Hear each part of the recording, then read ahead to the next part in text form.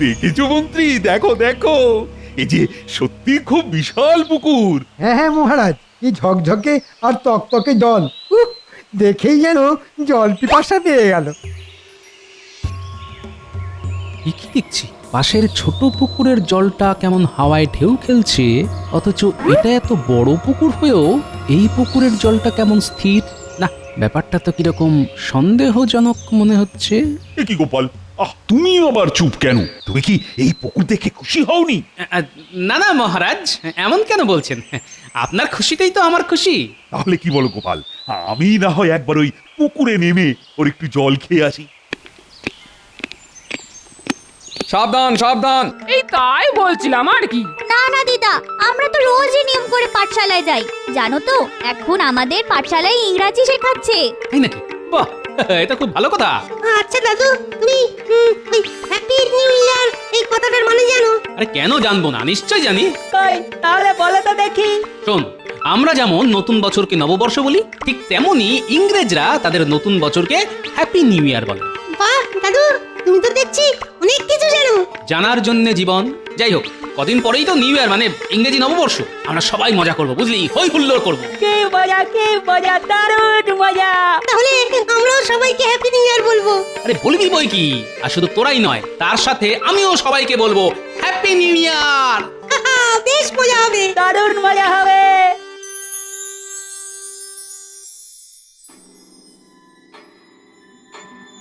এ কি মহারাজ, আজ যে আপনাকে বড় চিন্তিত দেখাচ্ছে। হ্যাঁ মন্ত্রী, তুমি ঠিকই ধরেছো। আমি খুবই চিন্তিত এই চিঠিটা নিয়ে। কেন মহারাজ, কি লেখা আছে এই চিঠিতে, আর কেই বা পাঠিয়েছে এই চিঠি?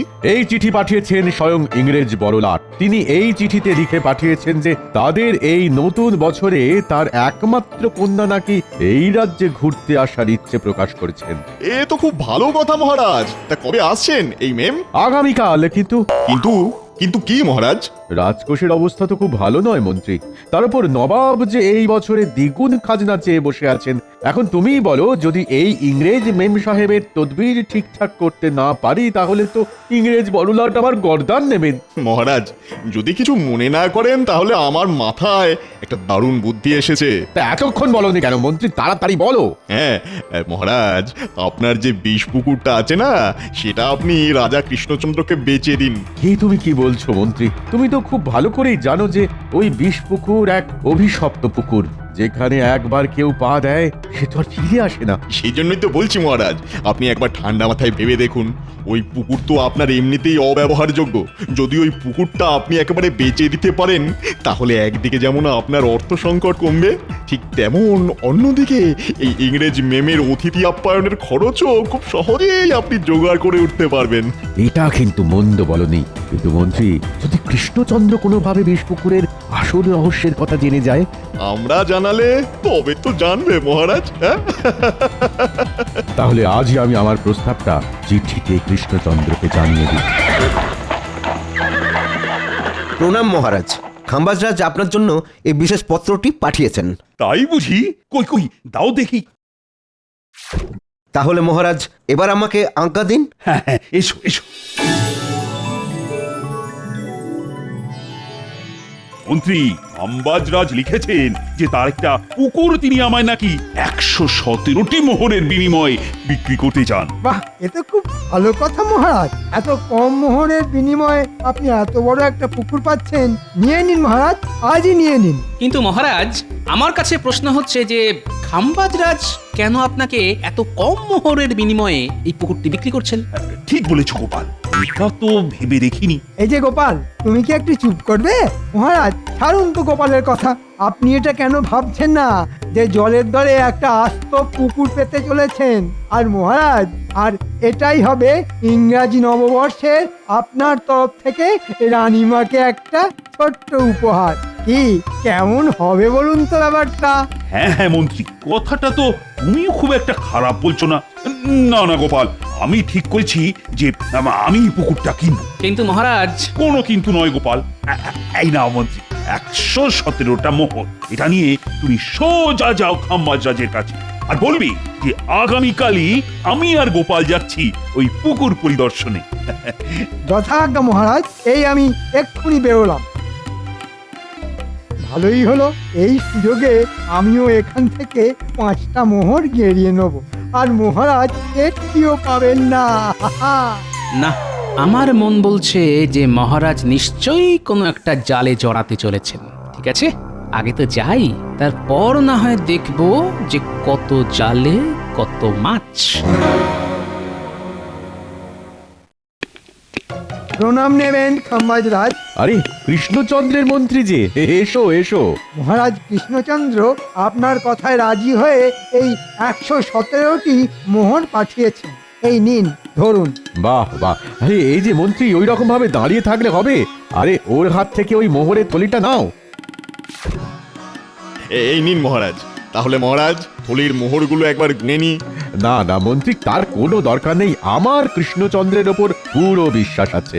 আচ্ছা কৃষ্ণনগর মন্ত্রী, তোমাদের মহারাজ কৃষ্ণচন্দ্র এইখানে আসছেন কবে? আগে আগামীকাল। আগামীকাল গোপালকে সঙ্গে নিয়ে আসছেন আপনার ওই পুকুর পরিদর্শনে। তাহলে মহারাজ, এবার কি আমি পুকুরের দলিলটা সঙ্গে নিয়ে যেতে পারি? অবশ্যই, এই নাও ধরো। তাহলে মহারাজ, এবার আমায় আজ্ঞা দিন, আমি না হয় আগামীকাল আবার মহারাজের সঙ্গেই এইখানে আসব। ঠিক আছে মন্ত্রী, এবার তুমি এসো। তাহলে আর কি মহারাজ, এবার নিশ্চয়ই আপনার আর ইংরেজ অতিথি আপ্যায়নের জন্য কোনো অর্থের অসুবিধা হবে না, হ্যাঁ কি বলেন?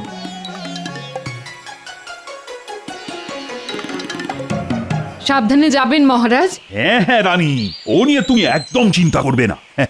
আমার সঙ্গে মন্ত্রী আর গোপাল তো আছে। মহারাজ এবার চলুন, অনেক দেরি হলো যে। হ্যাঁ হ্যাঁ, গোপাল চলো চলো চলো।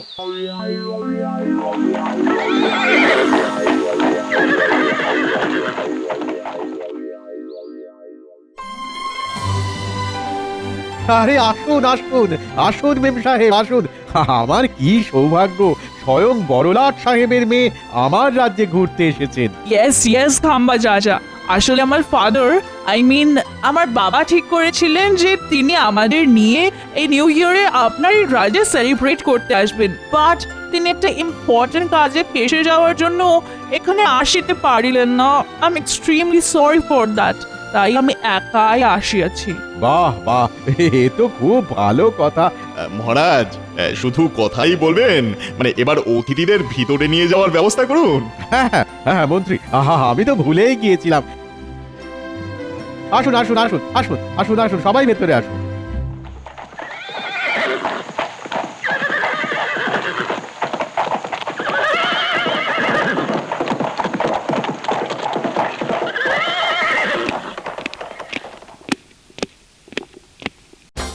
মহারাজ, কৃষ্ণনগর থেকে স্বয়ং মহারাজ কৃষ্ণচন্দ্র তার মন্ত্রী এবং গোপালকে সঙ্গে নিয়ে এসেছেন।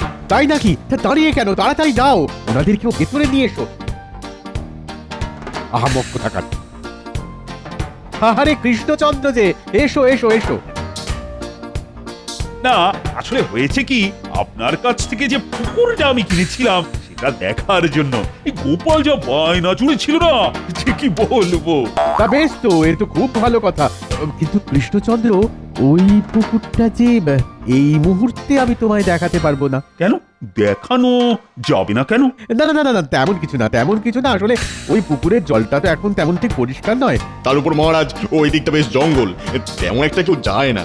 তাই বলছিলাম কি যে না না না না, আমরা যখন ঠিক করেই এসেছি দেখবো, তখন একবার অন্তত দেখেই যাব। কি হলো, খাম্বাজরাজ ওই পুকুরটা দেখাতে চাইছেন না কেন? না, কিছু তো নিশ্চয়ই একটা গন্ডগোল আছে। ঠিক আছে মহারাজ, আপনি চিন্তা করবেন না। এনারা যখন দেখবেন ঠিক করেই এসেছেন, তখন না হয় আমি মহারাজ কৃষ্ণচন্দ্রকে খুব সাবধানের সঙ্গে ওই পুকুরটি একবার দেখিয়ে আনি। ঠিক আছে মন্ত্রী, তুমি যখন বলছো তখন যাও, তুমি না হয় ওদেরকে ওই পুকুরটি দেখিয়ে নিয়ে এসো। মন্ত্রী শোনো, সাবধানে যেও কিন্তু। তা আপনি সঙ্গে যাবেন না খাম্বাজ রাজ? না না কৃষ্ণচন্দ্র, তোমরাই না হয় গিয়ে দেখে এসো, আমি না হয় পরে যাবো খোঁজ। আর তাছাড়া ইংরেজি নববর্ষ উপলক্ষে এখানে ইংরেজ মেম সাহেব এসেছেন, তার খাতির যত্নের ব্যাপার আছে কিনা। আচ্ছা খাম্বাজ রাজ, আচ্ছা তাহলে এবার আমরা আসি।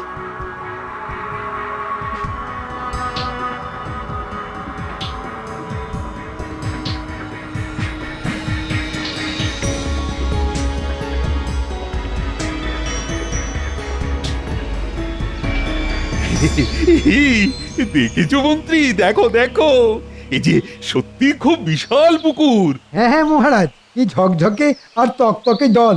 উফ, দেখেই যেন জল পিপাসা পেয়ে গেল।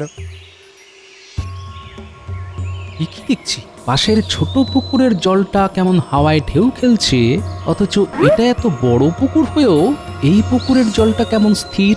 না, ব্যাপারটা তো কিরকম সন্দেহজনক মনে হচ্ছে। এ কি গোপাল, তুমি আবার চুপ কেন? তুমি কি এই পুকুর দেখে খুশি হওনি? না না মহারাজ, এমন কেন বলছেন? আপনার খুশিতেই তো আমার খুশি। তাহলে কি বলো গোপাল, আমি না হয় একবার ওই পুকুরে নেমে ওর একটু জল খেয়ে আসি। সাবধান সাবধান, যদি বেঁচে থাকতে চান তাহলে ভুলে ভুলে ওই পুকুরের জলে পা দেবেন না। ওই পুকুর হলো এক অভিশপ্ত বিষ পুকুর। পালান পালান, নইলে মরণ নিশ্চিত। পালান পালান। এই ধরো ধরো ধরো ধরো মন্ত্রী, ধরো। বাহ, আর একটু হলেই আমি যে জলে পা দিয়ে দিচ্ছিলাম, বাবা খুব জোর বেঁচে গেছি। এ কি খাম্বাজ মন্ত্রী, ওই লোকটি কি বলে গেল? না মানে মানে ওই এই সত্যি করে বলো তো মন্ত্রী, এই পুকুরের কি রহস্য? নইলে কিন্তু আমি তোমাকে এই পুকুরের জলে নামতে বাধ্য করব। না মহারাজ, এমনটি করবেন না। আসলে এই পুকুর হলো এক অভিশপ্ত বিষ পুকুর। এই পুকুরে আজ পর্যন্ত যেই নেমেছে সে আর ফেরত আসেনি। তাই আমাদের রাজা মিথ্যে কথা বলে শুধুমাত্র অর্থের লোভে এই পুকুরটি আপনাকে ওই গচিয়েছে আর কি। কি এত বড় প্রতারণা! আমি খাম্বাজরাজকে ছাড়বো না। চুপ করো মহারাজ কৃষ্ণচন্দ্র, প্রতারণা তো তুমি আমাদের সঙ্গে করেছো। মানে কি বলতে চাইছেন আপনি? তুমি আমাকে ওই পুকুরের মূল্য হিসেবে 117টি মোহরের জায়গায় 112টি মোহর পাঠিয়েছো। এটা বুঝি প্রতারণা নয়?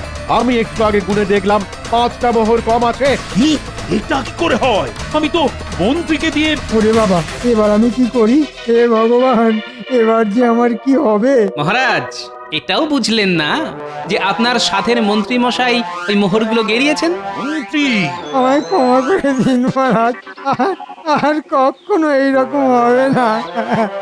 ক্ষমা করবেন খাম্বাজরাজ, আমি এর জন্য খুবই দুঃখিত। আমি যে এই মন্ত্রীকে যে কি করবো না। মহারাজ, এখন মন্ত্রী মশাইকে ছেড়ে আগে চিন্তা করুন যে এই পুকুরটি নিয়ে এখন আপনি কি করবেন। হ্যাঁ হ্যাঁ গোপাল, তুমি ঠিকই বলেছো। আরে আমার সাধের এতগুলো মোহর। আর হ্যাঁ মন্ত্রী, তুমি কিন্তু এটা ভুলেও ভাববে না যে আমি তোমাকে ছেড়ে দিলাম। তোমার এই শাস্তি আপাতত আমি তুলে রাখলাম, পরে সুদে আসলে সব মেটাবো। আমায় ক্ষমা করে দিন। আমাকে ক্ষমা করে দাও কৃষ্ণচন্দ্র। আমি মানছি যে আমিও তোমাকে ঠকিয়েছি, কিন্তু বিশ্বাস করো, সত্যি বিশ্বাস করো, আমার কাছে এটা করা ছাড়া আর কোনো উপায় ছিল না গো। না না না না, এতে ক্ষমার আবার কি আছে? মহারাজ, ও যে দেখুন দেখুন দেখুন, ওই যে দূরে দূরে এক বটবৃক্ষের তলায় এক গুরুদেবকে ধ্যান করতে দেখা যাচ্ছে না? তুমি ঠিকই রেখেছো গোপাল। এই গুরুদেবকে আমি আমার জন্ম হওয়ার পর থেকেই ওই একই জায়গায় দেখে আসছি। উনি না কখনো চোখ খোলেন, না কারুর সাথে কথা বলেন। তাই নাকি? তাহলে তো অবশ্যই একবার এই গুরুদেবের দর্শন করা উচিত। কি বলেন মহারাজ? হ্যাঁ হ্যাঁ গোপাল, নিশ্চয়। চলো চলো তো যাই।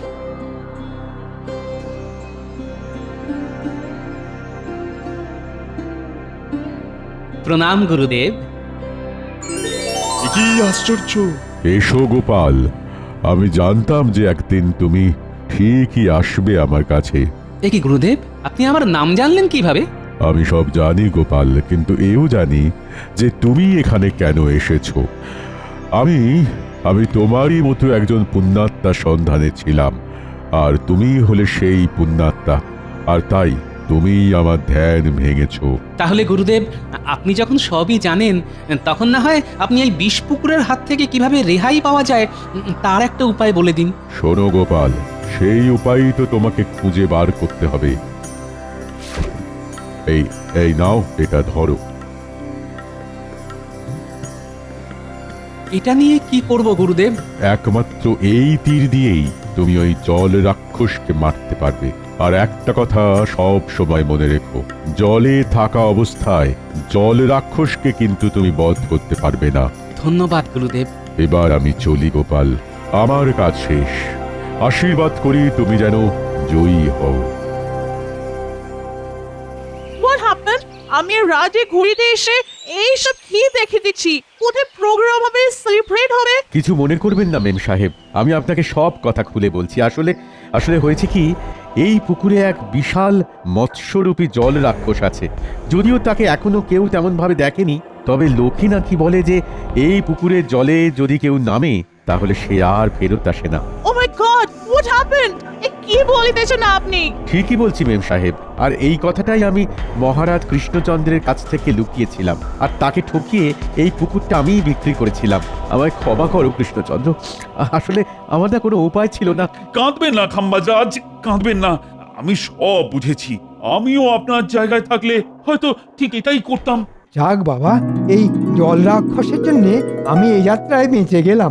কিন্তু মহারাজ, এখন চিন্তার বিষয় হলো যে এই জল রাক্ষসকে কিভাবে ধরা যায়। মহারাজ, আমার মাথায় একটা দারুণ বুদ্ধি এসেছে। তাই নাকি গোপাল? তো বলো বলো, কি সেই বুদ্ধি? তবে শুনুন মহারাজ, আর আপনিও শুনুন খাম্বাজরাজ, আপনাকে ছিপ দিয়ে মাছ ধরতে পারে এমন বেশ কিছু দক্ষ লোক জোগাড় করতে হবে। তাদের দিয়ে কি হবে গোপাল? দেখুন মহারাজ, আমরা সেই মৎস্য শিকারীদের ছিপ দিয়ে এই পুকুরের ধারে বসিয়ে দেব সেই মৎস্যরূপী জল রাক্ষসকে ধরার জন্য। দেখেছেন মহারাজ, গোপালের কত বুদ্ধি।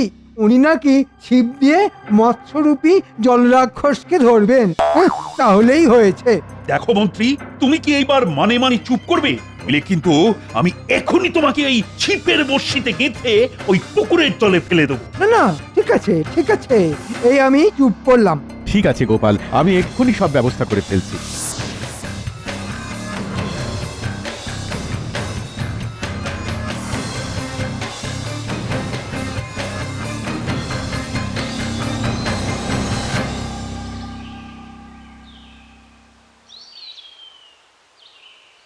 কি গো গোপাল, কোথায় কোথায় সেই জলরাক্ষস? পড়বে মহারাজ, পড়বে, ধরা ঠিকই পড়বে। হোয়াট হ্যাপেন্ড রাজা? এইসব কি হইতেছে?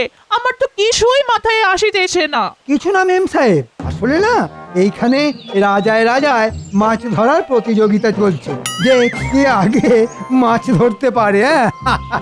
আচ্ছা কৃষ্ণচন্দ্র, যদি তোমার অনুমতি থাকে তাহলে তোমার ওই মন্ত্রীকে এই পুকুরের জলে আমি কি ফেলে দিতে পারি? না না, এরকম এরকম একদম করবেন না মহারাজ, একদম করবে না। তাহলে এবার একটা কথাও না বলে চুপটি করে দাঁড়াও।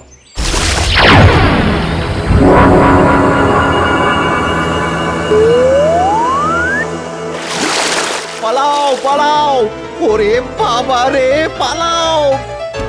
গোপাল, এবার কি হবে? ভয় পাবেন না খাম্বাজরাজ, আমার মাথায় আরেকটা নতুন বুদ্ধি এসেছে। সেটা কি গোপাল? কি আবার? ওই মানে মানে কৃষ্ণনগরে ফিরে যাওয়া আবার কি? মন্ত্রী, চুপ করবে তুমি, বুঝলে কিন্তু এবার আমি সত্যি সত্যি এই পুকুরের জলে তোমায় চোবাবো। না না মহারাজ, ঠিক আছে ঠিক আছে। আমার মনে হয় গোপাল, এত সহজে আমরা এই জল রাক্ষসকে ধরতে পারবো না। আমি এখনো বলছি মহারাজ, এই কাজ না এইসব গোপাল নেপালের কর্ম নয়। এই কাজ যদি আমি পেতাম না, তাহলে দেখতেন যে এতক্ষণে এই জল রাক্ষস আপনার পায়ের কাছে পড়ে মাছের মতো খাবি খাচ্ছে।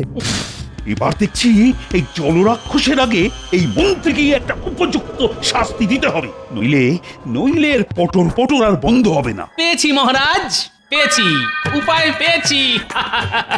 পেয়েছো? তা কি পেয়েছো গোপাল? মন্ত্রীর মুখ বন্ধ করার উপায়? হ্যাঁ মহারাজ, এমন উপায় পেয়েছি যে মন্ত্রীর মুখও বন্ধ হবে আর এই জল রাক্ষসও মরবে। তাই নাকি? তা কি সেই বুদ্ধি? তবে দেখো গোপাল, তোমার বুদ্ধি কিন্তু আগের বারই খাটেনি। আপনি কোনো চিন্তা করবেন না মহারাজ, শুধু দেখে যান এবার এই গোপাল কি করে।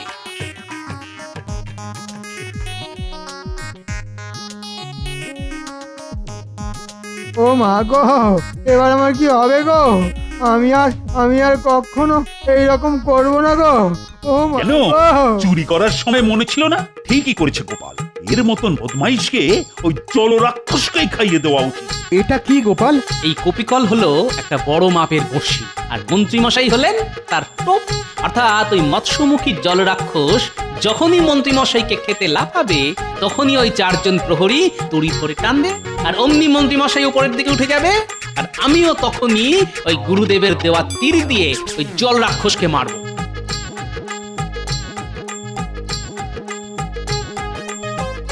কি তাহলে তোমাদের কি করতে হবে সব বুঝেছো তো? হ্যাঁ হ্যাঁ গোপাল দাদা। তাহলে তোমরা শুধু আমার দিকে লক্ষ্য রেখো, যেই আমি চোখ মারবো আর অমনি তোমরা দড়ি ধরে টান মেরো, ঠিক আছে? ঠিক আছে। দেখো গোপাল, যেন ফসকে না যায়, কারণ যদি তুমি একবার ফসকাও তাহলে কিন্তু মন্ত্রীও চিরকালের জন্য ফসকে যাবে। হে ভগবান, এবার এবার আমার প্রাণটা যে গোপালের হাতে। দেখো ভগবান, দেখো, একটু দেখো। না না মহারাজ, আপনি একদম চিন্তা করবেন না, এই শিকার আর আমার হাত থেকে ফসকাবে না। মহারাজ, এইভাবে আমার মাছের খাবার বানাবেন না, বানাবেন না। ও মা গো, কেউ তো আমায় বাঁচাও।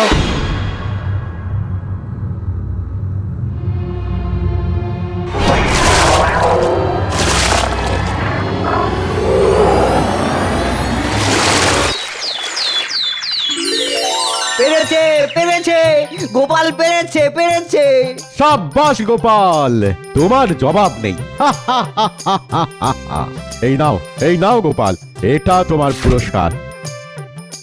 ধন্যবাদ খাম্বাজ রাজ। ইংরেজি নববর্ষের প্রথম দিনে আমি কিন্তু খুব খুশি গোপাল। সাবাস গোপাল, সাবাস, সত্যি তুমি আমার মুখ রেখেছো। আই এম শকড যে তুমি ইম্পসিবল কাজটা কি করে করলে Gopal. I am really impressed. এই নাও, টেক ইট। ধরো, এটা আমার তরফ থেকে এই নিউ ইয়ারে তোমার জন্য উপহার। Are you happy? ধন্যবাদ মেম সাহেব। এ তো দেখছি মেম সাহেবকে তদবির করলো খাম্বাজ রাজ্য, আর পুরস্কার পেল কৃষ্ণনগর। মহারাজ, বলছিলাম কি, আপনাদের ওই পুরস্কার বিতরণী সভা শেষ হলে এবার দয়া করে আমায় নিচে নামাবেন কি? না, তোমার মিথ্যে কথা বলার জন্য এটাই তোমার শাস্তি। তাই আজ থেকে তুমি ওখানেই বাদুড়ের মতো উল্টো হয়ে ঝুলে থাকবে।